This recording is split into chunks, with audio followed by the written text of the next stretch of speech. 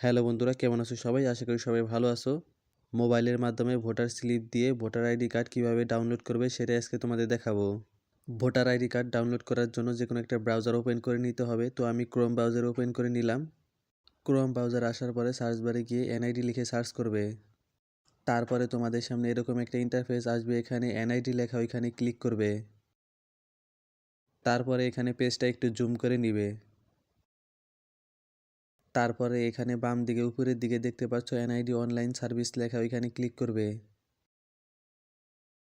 তারপরে তোমাদের সামনে এরকম একটা ইন্টারফেস আসবে, এখানে রেজিস্টার করুন লেখা, এখানে ক্লিক করবে।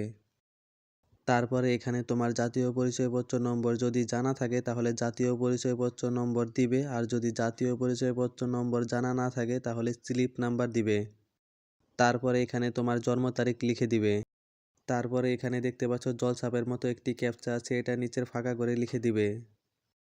তো আমি আমার স্লিপ নাম্বার এবং জন্ম তারিখ লিখে দিলাম।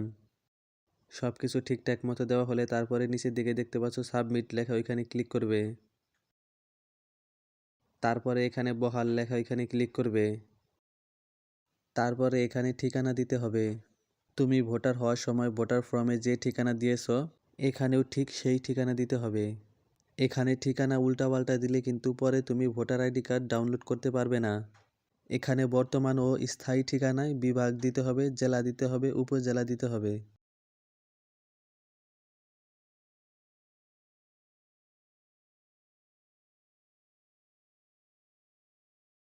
সব কিছু ফিল আপ করা হলে নিচের দিকে দেখতে পাচ্ছ পরবর্তী লেখা, ওইখানে ক্লিক করবে। তারপরে এখানে তুমি ভোটার ফর্ম পূরণ করার সময় যে নাম্বারটি দিয়েছিলে সেই নাম্বারটি এখানে শো করবে। সেই নাম্বারটি যদি বর্তমানে তোমার কাছে থাকে তাহলে বার্তা পাঠান লেখা, ওইখানে ক্লিক করবে। আর যদি না থাকে তাহলে মোবাইল পরিবর্তন ওইখানে ক্লিক করে তোমার নাম্বারটি চেঞ্জ করে নিবে। যেহেতু ভোটার ফর্মে দেওয়া মোবাইল নাম্বারটি বর্তমানে আমার কাছে আছে তাই আমি বার্তা পাঠান লেখা ওইখানে ক্লিক করলাম। তারপরে তোমার নাম্বার একটি 6 ডিজিটের কোড যাবে, সেটা অবশ্যই তোমাকে 1 মিনিটের মধ্যে এখানে দিতে হবে। তো দেখতে পাচ্ছ আমাদের নাম্বার একটা কোড চলে আসছে, তো আমি কোডটা এখানে বসিয়ে দিলাম। কোড দেওয়া হলে নিচের দিকে দেখতে পাচ্ছ বহাল লেখা, ওইখানে ক্লিক করবে। তারপরে এখানে তোমার ফেস স্ক্যান করার জন্য এনআইডি ওয়ালেট নামে একটা অ্যাপস ডাউনলোড করতে হবে। এনআইডি ওয়ালেট অ্যাপটি ডাউনলোড করার জন্য প্লে স্টোরে গিয়ে সার্চ বারে গিয়ে এনআইডি ওয়ালেট লিখে সার্চ করবে। তারপরে এখানে অ্যাপসটি ইনস্টল করে নিবে। অ্যাপসটি ইনস্টল হওয়ার পরে এখান থেকে বের হয়ে আসবে। তারপরে এখানে tap to open NID wallet লেখা, ওইখানে ক্লিক করবে। তারপরে নিচের দিকে দেখতে পাচ্ছ অ্যাক্টিভ অ্যান্ড কন্টিনিউ লেখা, ওইখানে ক্লিক করবে। তারপরে এখানে স্টার্ট ফেস স্ক্যান লেখা, ওইখানে ক্লিক করবে। তারপরে এখানে টার্ন অন লেখা, ওইখানে ক্লিক করবে। তারপরে এখানে এলাও লেখা, ওইখানে ক্লিক করবে। তারপরে তোমাদের সামনে এরকম একটা ইন্টারফেস আসবে, এখানে যেভাবে দিক নির্দেশনা দিবে সেভাবে তোমার ফেসটা স্ক্যান করাবে। এখানে মাথা বেশি নাড়াচাড়া করবে না, মাথা স্থির রেখে শুধু ডানে বামে ঘোরাবে এবং চোখের পলক ফেললেই হয়ে যাবে। ফেস স্ক্যান হওয়ার পরে তোমাদের সামনে এরকম একটা ইন্টারফেস আসবে, এখানে ওকে লেখা, ওইখানে ক্লিক করবে না। ওকে লেখা এখানে ক্লিক করলে ফেসটা আবার পুনরায় স্ক্যান করাবে।